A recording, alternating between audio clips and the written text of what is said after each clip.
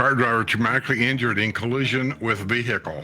Golf cart driver taken to Villages Hospital after crash on Morris Boulevard.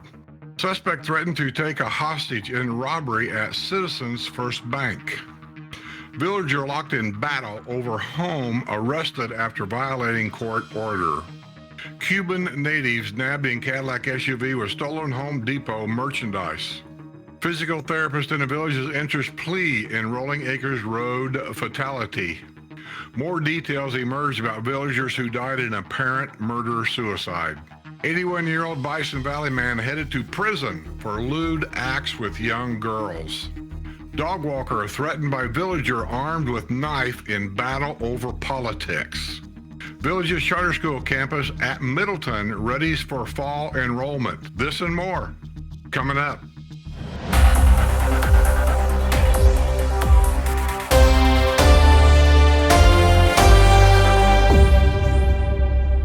More details are emerging about a couple in the Villages who died this past week in an apparent murder-suicide. Philip Edward Malo, 71, and Karen Ann Malo, 70, were found dead Tuesday morning at their home at 635 San Pedro Drive in the village of Rio Grande. Sumter County Sheriff's deputies had been detached to the home for a well-being check. While checking the residence from the outside, deputies spotted a person laying on the floor inside the home. Entry was made. The Malos were discovered deceased from what appeared to be a gunshot wound. The sheriff's office indicated it appeared to be a murder-suicide. The couple retired to the Villages in 2019 with their cherished dog Sadie, whose name was on the lamppost outside the home. Phil Malloy enjoyed golfing in the Villages, while she enjoyed spending time with friends and had recently taken up making artwork for loved ones.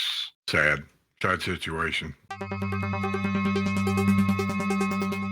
An 83-year-old has been sentenced after smearing dog feces on a fellow resident's car in an ugly parking dispute in a villa community. Rita Jane Hoover, who lives in the Greenwood Villas in the village of Calumet Grove, pleaded no contest to a charge of criminal mischief this past week in Marion County Court. She was fined $338.50. The Ohio native lives at the end of the Broughton Place and has a small area intended for overflow parking next to her home. Another resident of the Greenwood Villas had family coming to visit her on March 7th. She parked her car with a Florida license plate in the overflow parking area next to Hoover's Courtyard Villa. The woman wanted to free up the driveway at her villa for family members who were arriving from out of state. When a deputy questioned Hoover, she said she had been walking her dog and is allowed to freely walk wherever she wants to because the overflow area belongs to her. Hoover complained of past parking grievances and claimed that the sheriff's office has done nothing. The deputy noted in his report that Hoover was very standoffish. A hit-and-run driver has been sentenced in a 2022 crash at the Morris Gate in the Villages. Brandy Nicole Robertson, 33 of Oxford Oak, was driving a silver SUV on October the 8th when she rear-ended a pest control truck that had stopped to yield for a golf cart at the gate at Morris Boulevard in County Road 466. Robertson fled the scene, but thanks to the gate camera, deputies were able to track down her vehicle. She was arrested at her workplace at Wendy's restaurant. Illicit drugs were found during an inventory of Robertson's vehicle. While she was on bond in that case, she was arrested at the Circle K at U.S. Highway 301 and County Road 472 and Rainy Trail. She was found to be in possession of marijuana, methamphetamine, and drug paraphernalia. Last year, Robertson was sentenced in both cases. She had been placed on probation for 3 years, will lose her driver's license for 6 months, and has been ordered to perform 100 hours of community service. And wait till you get the bill on that new car insurance. An 81-year-old Bison Valley man is headed to prison for committing lewd acts with young girls he lured in with White Claw alcoholic beverages and e-cigarettes. Martin Jennings, new 81, was sentenced May 25th to life in prison following a guilty verdict in March by a Sumter County jury finding him guilty of numerous counts of sexual battery and lewd and lascivious molestation of a child under the age of 12. At the time of his arrest in 2021, New had been living at 12061 Northeast 51st Circle in Oxford in the family development marketed for his proximity to the Villages Charter School. While he was taken into custody, the Sumter County Sheriff's Office put out a call for information about additional girls with whom New might have been involved. A young female told investigators that she had her friends spend time at New's house and that New would rub her feet and legs. According to the arrest report, she said it was common practice for him to do the same with other young girls. New would buy the girls all kinds of things to include cell phones, toys, food, and PlayStations. He took the girls skating, boating, tubing, and to Walmart. The girl said that in August 2020, he was driving the girls around and he reached over and put his hands inside his shirt and rubbed one of the girls' breasts. New also bought the girls puff bars, I don't know what that is, flavored disposable cigarettes, e-cigarettes, which contain nicotine. He purchased White Claw alcoholic beverages for the girls, a report said. While he was at Walmart parking lot with one of the girls, he convinced her to take off her clothes. He touched and licked her private parts. He also took pictures of her private parts with his phone. A subpoena was issued to T-Mobile for New's phone, leading to the discovery of many such images in the family park of the Villages, which they had to have back then because they needed the labor. A villager suspected of driving under the influence was arrested after her vehicle was spotted while limping along on a flat tire at Lake Sumter Landing. Christine Burnett, 57, who lives at 819 Camino del Rey Drive, was at the wheel of the red 2015 Toyota at about 2 a.m. Saturday on Canal Street, according to the arrest report. A deputy heard a loud pop and then noticed a rumbling sound as the red motor vehicle turned onto Canal Street off of Lakeshore Drive and became apparent the vehicle had a flat tire. Burnett was alone in the car and it appeared she was under the influence. She denied consuming alcohol, but said she had taken, I'll spell it, an anti-convulsive medication. She refused to provide breath samples and said she wanted a lawyer. She was arrested on a charge of driving under the influence, booked at Sumter County Detention Center. She was released after posting a $1,000 bond. A 70-year-old dog walker was threatened by a villager armed with a knife in a battle over politics. The dog walker was out for a stroll at about 10:30 a.m. Friday on Truman Avenue in the village of Silver Lake when 59-year-old Terrace Childers exited his home at 722 Truman Avenue and began arguing with another man about political differences. Childers began yelling profanities and punched the dog walker in the chest. Childers pulled out a large silver bowie knife from a holding case and told the other man he wanted to cut his head off. The other man fled with his dog and called law enforcement. Police officers went to the home of Childers, who had been arrested in 2022 in an attack on his girlfriend who left him at a bar. Childers immediately attempted to order the officers to stay off his property. He resisted their efforts to place him in handcuffs. He was found to be in possession of a large silver bowie knife. It was seized as potential evidence. The Kentucky native was arrested on charges of assault, battery, and resisting arrest. He was booked at the Lake County Jail and released after posting an $8,000 bond. A driver was ticketed after crashing into a fire truck responding to an emergency situation Monday at a restaurant at Lake Sumter Landing. The village's safety and public department arrived at about 11 a.m. at Bravo Pizza at 1080 Lake Sumter Landing and entered the restaurant through a rear door. Firefighters were on the scene for more than 2 hours investigating the cause of concern, which appeared to be an oven. The fire trucks were lined up on Old Camp Road next to the restaurant. The driver of a vehicle was southbound on Lakeshore Drive and tried to squeeze by the fire truck. However, the driver crashed into the fire truck and was ticketed on a charge of careless driving, according to Lake Sumter County Sheriff's Office. The driver was not injured. You moron. The eatery explained with a sign on the front door that they had oven issues and they were temporarily closed. Some people, I swear. 2 Cuban natives were nabbed in a Cadillac SUV laden with stolen Home Depot merchandise. Lady Lake police received information from the Hillsborough County Sheriff's Office concerning a theft which had taken place at a Home Depot store in Tampa. Law enforcement had reason to believe the pair were headed for the Home Depot store in Lady Lake. Officers staked out the store at about 4:30 p.m. Friday, according to the arrest report from Lady Lake Police Department. Officers saw a man later identified as 33-year-old, name will be on the picture, get out of a white Cadillac Escalade and enter the store. Other officers descended on the driver, identified as 47-year-old, name will be on the picture, He immediately made a phone call, and Makata Hernandez, still inside the store, took off running. Drills, fans, and other merchandise, still with their anti theft devices attached, were found in the vehicle. It was later confirmed that the merchandise had been stolen from the Home Depot in Tampa. Methamphetamine, fentanyl, and drug paraphernalia were also found in the SUV. Common indicated he does not speak English and he was read a Miranda warning in Spanish. He said he did not want to speak to the police. Well, I don't blame you.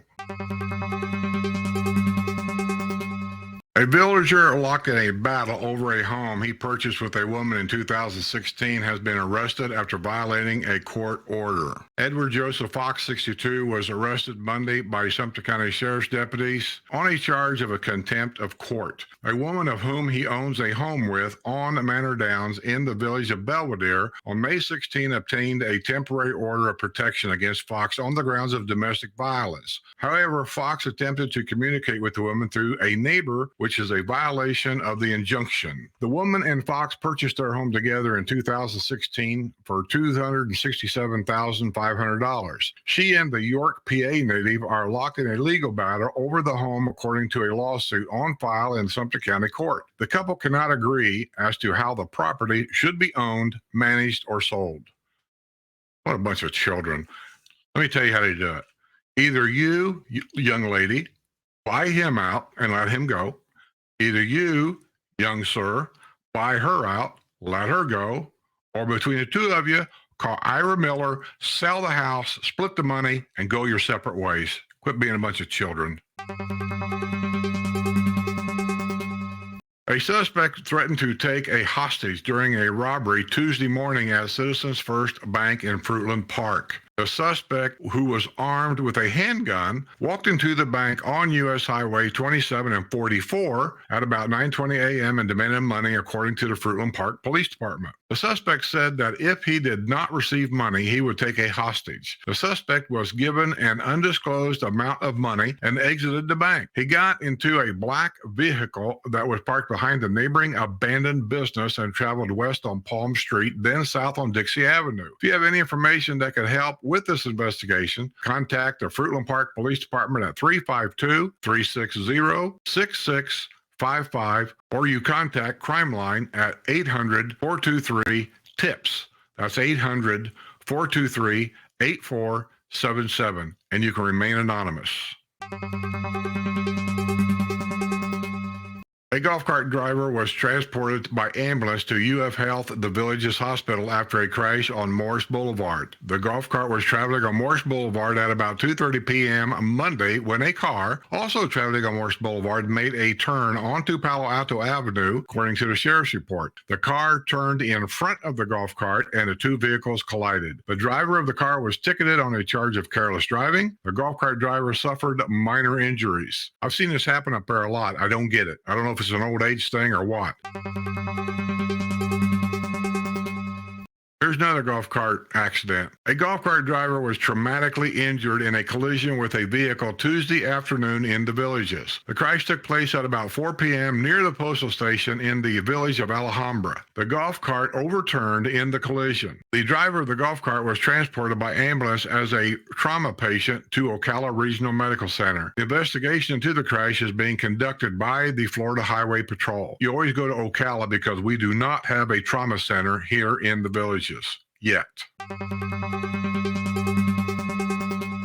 A physical therapist in the Villages has entered a plea in a hit-and-run crash that killed a woman on Rolling Acres Road. Tara Renee Shizzle, 31, of Lady Lake, had pleaded not guilty to charges leaving the scene of an accident involving death, leaving the scene of an accident involving serious bodily injury, and filing a false insurance claim. Shizzle, a Lake Center for Rehab physical therapist assistant, remains free on a $42,000 bond, which was posted by her parents. Shizzle originally reported to her insurance company that she had hit a deer on the night of September the 11th.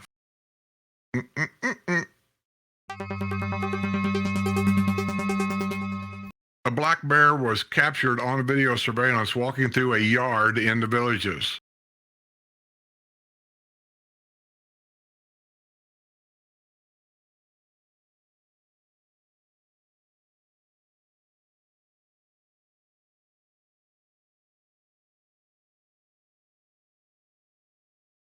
A Ring camera caught the bear in the wee hours Friday lumbering through the yard in the village of Charlotte. The presence of bears is not necessarily a problem or a threat to your safety, but it is important to remember that bears are wild animals and deserve respect. Well, that's a big duh.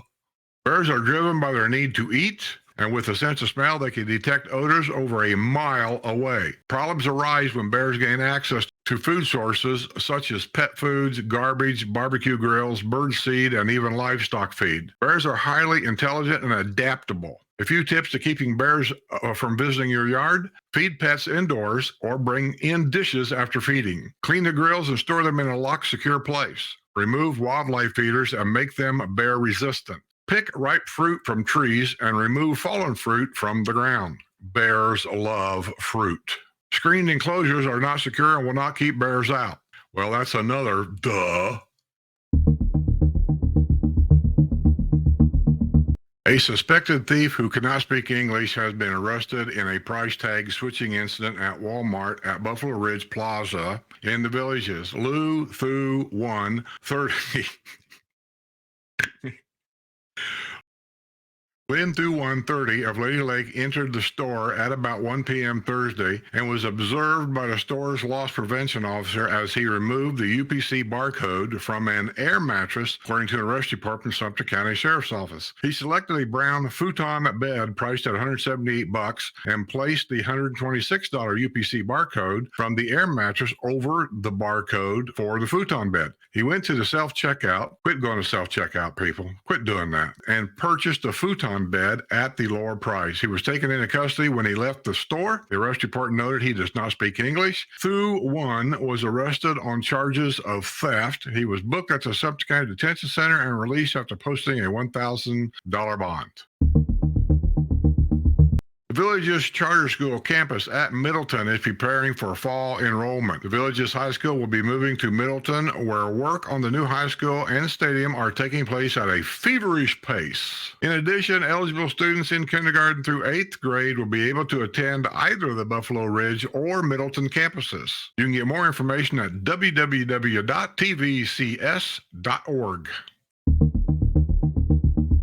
A mediator has declared an impasse after a failed bargaining session in a battle over a little white cross in the Villages. Julie O'Kane of O'Kane Mediation and Arbitration LLC of Orlando has filed a document with the court indicating Tuesday's mediation session was held, but the parties reached an impasse. Wayne and Bonnie Anderson of the village of Tamarind Grove have been fighting for nearly 4 years to keep their little white cross. However, the Community Development District 8 Board of Supervisors maintains it is a lawn ornament and it must be removed. The case dates back to 2019 when Wayne Anderson appeared before the CDD-8 board, questioning why he had been singled out, when many of his neighbors also had little white crosses and they were not ordered to remove their crosses. The Andersons were targeted by an anonymous complaint and contend they are the victims of selective enforcement. See? It's all about selective enforcement. Nothing said about religious right or religious freedom or any of that you guys keep talking about. Nowhere in these articles does it say that. You guys are hearing things that ain't being said. A suspicious fire which destroyed a villa is under investigation in the Villages. The fire broke out at about 7 p.m. Thursday in the Rhett Villas in the village of Linden. Multiple units from the village's public safety department rushed to the scene of the blaze at 1953 Rhett Road. A man in his home was critically injured and transported to UF Shands Hospital in Gainesville. His name was not released by officials. The investigation has been turned over to the state fire marshal's office. Neighbors indicated 4 burners had been fired up in the kitchen at the time of the blaze erupted. The villa had been purchased this past April for $247,000 by Kevin Cordy. He is the 3rd owner since it became available for occupancy in 2019. Letters to the editor. To the editor, not a single mention in the Villages Daily Sun or any other Villages network about remembering June the 6th. Kind of disgraceful for a community with a significant percentage of veterans. Only reference to this day was in the comics, Peanuts. That's sent in by Pat Lero, the village of Hawkins. I believe what that person is talking about is D-Day. It is one of them. It's not a holiday, But it is one of them Remembrance Days that's overlooked a lot because you got so many other military days. Yeah. What can I say? I didn't mention it either. Come and think about it. I usually try to mention that stuff. I just have to apologize right here, right now. I'm sorry. I didn't either. To the editor, inquiring to see how other villagers feel about VRBO. I don't like it. At first, I was fine with it, but now it's in my backyard. I don't like it. We have kids running around in the yard, different people every week. It doesn't feel like home anymore. We moved to a retirement community, not a timeshare community. Just venting my disappointment. I sent in by Audrey Sauvé from the village of DeLuna. If they rent out to the age-appropriate people, it wouldn't be near as bad. But when you go to companies that rent the house out for you, they don't care. They don't live here. They could give a shit less. They just don't care. They'll rent them to anybody, anytime, because all they care about is keeping that money rolling in. Yeah, if you're going to rent your house out, let me give you an advice. If you don't have somebody to rent it out for you that you personally know and trust to do the right thing, then I say rent it out yourself. It's your property, and you're responsible for anything that happens. To the editor, the couple with the little white cross are just trying to bust the rules. They don't belong here. The rules could be in a window or backyard. They want to wear their feelings in their yard. That's sent in by Marilyn Stark from Villa Berea. I don't know where that is. Villa Berea. Somebody let me know. Curious. That's a new one on me. I don't say I disagree with what you're saying there, but a lot of what's going on with this little white cross thing been going on for years. It's ridiculous. It's childish on both sides.